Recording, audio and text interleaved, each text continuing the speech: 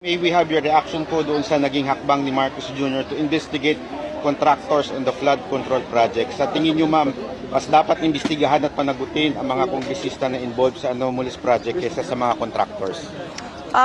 Well, lahat sila dapat.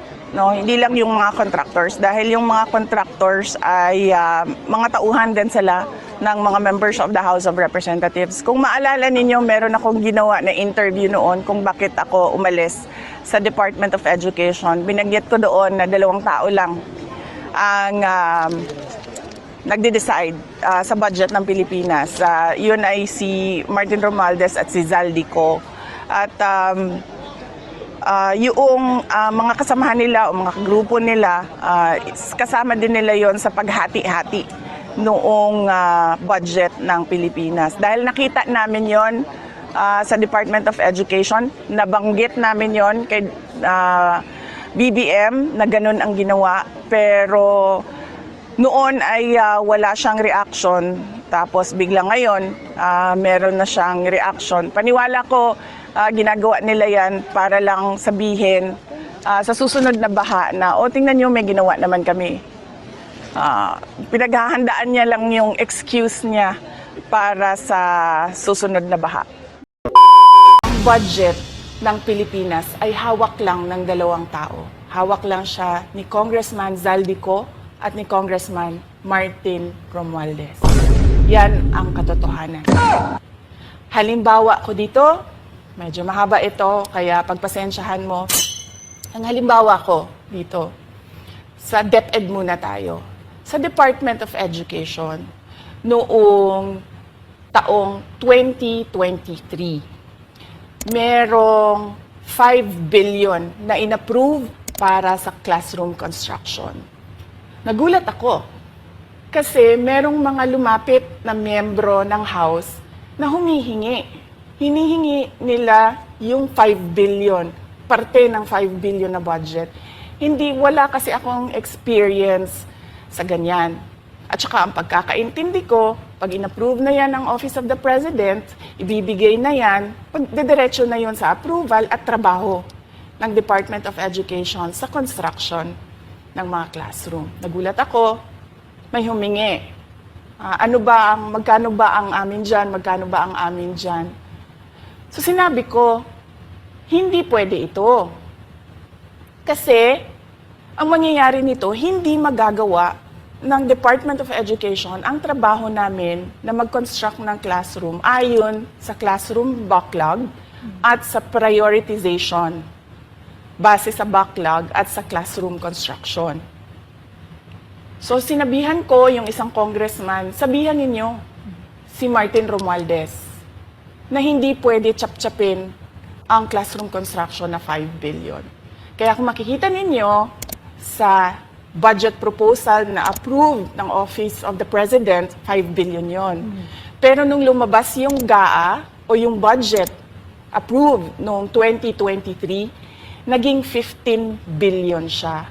Dahil hindi nga ako pumayag na kunin yung 5 billion, dinagdagan nila ng 10 billion yung classroom construction ng Department of Education. Yung 10 billion na yon hindi kontrolado ng Department of Education. Controlled yon ni Congressman Zaldico at Congressman Martin Romualdez. Hindi ko na kailangan ng corroborative witness dito dahil makikita niyo yon sa papel. Makikita ng taong bayan yon sa papel. NEP, 5 billion, lumabas ang budget approved, 15 billion. So may iintindihan niyo, 'di ba? Bakit pa tayo magbo-budget hearing para sa Office of the Vice President? 2 tao lang naman ang nasusunod sa budget ng bayan natin. Halimbawa, taong 2024. Kung makikita niyo, ang approved na budget ng Office of the President para sa classroom construction ay 19 billion. Noong lumabas na ang House version ng Appropriations Bill, ay naging 24 billion ito. So, approved 19 billion, paglabas sa House, naging 24 billion. At doon sa 24 billion na yon, kung hahanapin mo sa papel, kinuha nila ang 5 billion ng repairs ng classrooms at nilagay nila doon sa 19 billion para maging 24 billion siya. So ang naiwan sa repairs, sa kawawang mga classroom, ay 1 billion. Kaya, makikita nyo, sa papel, nandyan yan. Naging 24 billion. At hindi lang yan, dahil noong 2023 ay hindi ako pumayag na hindi masunod yung DepEd na rules sa paano mag-classroom construction based on need, ang ginawa ngayong 2024, inattach nila ang listahan na kung saan gagawin ang mga classroom construction worth 17 billion. Makikita nyo yon sa papel. Pagdating namin sa Senate, nakita yon ng mga senador. Tinanong nila ang Department of Education, totoo ba o hindi totoo na galing sa inyo ang listahan ng 17 billion ng mga classroom construction? So sabi namin sa mga senador, hindi totoo. Hindi namin magagawa yung trabaho namin. Hindi natin masosolve ang classroom backlog kung ganito ang nangyayari. Pwede ba ninyo kaming tulungan? Yung mga senador naman, very helpful sila. Oo, tulungan namin kayo. Kaya nga, kung makikita ninyo sa interpellation ng isang senador doon sa budget hearing sa Senate, tinanong niya diretso, galing ba sa DepEd ang listahan ng 17 billion? Galing ba sa DepEd ang listahan na inattach doon sa House version? Sinabi namin hindi. Hindi galing sa amin yan. On record yon. Makikita nyo sa mga videos, balikan nyo yung mga videos. Tapos, dumating ang BICAM, walang nangyari, dahil ang nasusunod doon ay si Congressman Zaldico at si Congressman Martin Romualdez. Kaya, nandun pa rin, naka-attach yung 17 billion na ginawang listahan ni Co at ni Romualdez. In fact, balik lang ako konti sa'yo, ha?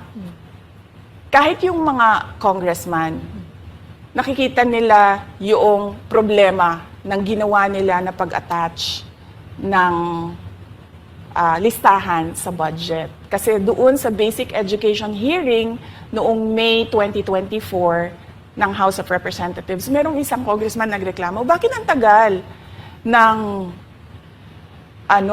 classroom construction? Bakit ang tagal? Eh sabi nung USEC ng DepEd, kasi may pabago-bago sa listahan ng DPWH dahil hindi kami ang gumawa ng listahan. So dagdag ko lang yan doon sa confirmation na kinuha nila yung budget ng DepEd. At isa yan sa mga rason kung bakit ako nag-resign sa Department of Education. Hindi na ako papayag na sa susunod na taon, ganyan pa rin ang gawin nila at ako yung mananagot sa ginagawa nila. Ayan, maliwanag mga kababayan no, yung explanation ni VP Sara na noon pa man ay kanya na pong isinumbong ito kay Pangulong Marcos Jr. pero wala pong aksyon ang ginawa, no? Or walang aksyon na ginawa itong si PBBM mga kababayan. Dito pa lang po ito sa DepEd sa panahon ni VP Sara at ngayon ay parang galit-galitan itong si Pangulong Marcos dito sa mga flood control na nadiskubre niya mga kababayan ng mga ghost project. At noon pa pala alam niya itong mga congressman na humihingi no ng porsyento kay Vice President Sara Duterte doon sa budget mga kabayan para sa classroom sana no yung 5 billion pero sinumbong na po niya kay Pangulong Marcos at wala namang palang ginawa itong ating Pangulo mga kababayan at ngayon ay may mga gimmick siyang ginagawa na kunwari nag-inspection dito sa mga flood control mga kababayan at kunwari ay galit siya no Ayan, so alam naman pala niya mga kababayan na may mga ganitong sistema dito sa mga congressman at contractor mga kababayan. At sabi ni VP Sara, pareho silang dalawa yung managot, pero itong mga contractor ay parang alalay lang ng mga congressman o ng mga politiko, no? Although parehas po sila, pero sila yung naghati-hati. Ayan, pinaghahatian nila mga kababayan itong mga bilyones na pera ng taong bayan. So yun ang paliwanag ni VP Sara Duterte mga kababayan. Malinaw na malinaw. Alam na po yan ni Pangulong Marcos pala noon pa nung nagsumbong siya dito, no? At patungkol dito sa ginawa sa kanya ng mga congressman na may mga budget sa DepEd na hindi naman sila yung naglista, no? Nagulat na lang sila doon sa BICAM na may mga pera, no? Ang DepEd na bilyones na hindi naman po nila hiningi or nilagay doon sa kanilang proposal mga kababayan. At ayaw ni VP Sara nga na siya yung managot dito sa mga kagawa ng mga congressman, ay nag-resign siya dito sa pagiging DepEd Secretary. So yun pala ang dahilan mga kababayan, ang pangyayari na hindi natin alam, at yung mga ibang tao na anti-Duterte na mga sarado yung utak ay kay VP Sara pa nagalit at pinatangan pang kurakot, no? Si VP Sara na naglustay daw ng pera ng taong bayan mga kababayan. Pero sa kabilang banda pala ay si VP Sara yung nagsiwalat, no? Or hindi na po niya kinaya itong pangungurakot ng mga congressman natin, mga politiko, mga kababayan, kaya po nag-resign po siya dito sa pagiging DepEd Secretary. So para saan pa yung mga budget hearing pala, no?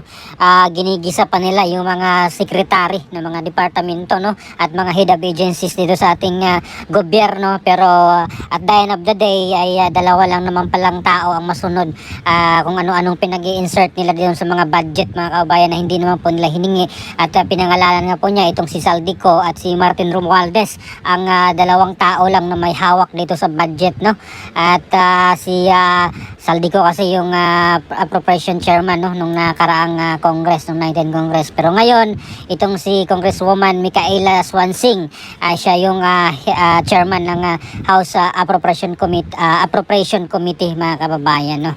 So abangan natin itong budget deliberation na ng 28 Congress, kasi nag-umpisa na mga kababayan. At sabi naman ni House Speaker ay transparent daw sila, at marami siyang mga pinagsasabi na ang pera ng taong bayan ay mahalaga, dapat ingatan at dapat mapunta sa tamang pagkakagastusan. So tangkin natin mga kababayan kung ano pong mangyayari dito sa 2026 national budget mga kababayan, na nag-umpisa na po sila ngayong magtalakay. At para po sa aking personal na opinion dito mga kababayan, no, sa ginagawa ni Pangulong Marcos na hinahalugog niya itong mga flood control project, at may nakita siyang mga ghost project daw. Hindi ako masyadong naniwala dito mga kababayan, no, sa ginagawa niya. Hindi ako dito talagang kumbinsido na talagang seryoso siya dito sa kanyang ginagawa ngayon na mag-iimbestiga, at parang hindi ito mapanagot itong mga may sala dito mga kababayan, na mga kaalyado niya dyan sa House of Representatives, no? Pati yung contractor daw hindi mahanap. Ay grabe, paano nangyari yun? Ang laki-laki ng pondo ng kanyang intelligence fund, tapos hindi niya alam kung sino yung mga contractor mga kababayan. So talaga namang si PBBM, walang pangil, no? Hindi siya talaga na leader natin, hindi siya kinakatakutan, at walang maniwala or walang maraming maniwala sa kanyang ginagawa ngayon. Kagaya sa akin, hindi ako naniwala dito na mapanagot niya ang mga politiko na nasa likod ditong mga ghost project na ito mga kababayan. At alam naman natin yan na nagkakontsaba yan yung politiko at kontraktor, no? Sila yung mga naghati-hati dyan sa pera ng taong bayan na nasunog na dahil wala na nga pong proyekto. Ghost project ito mga kababayan. So ano pong opinion dito mga kababayan? Bilib po ba kayo dito sa ginagawa ni Pangulong Marcos dito sa kanyang pag-ikot-ikot dito sa mga flood control? Please comment down below. Maraming salamat. God bless po sa ating lahat.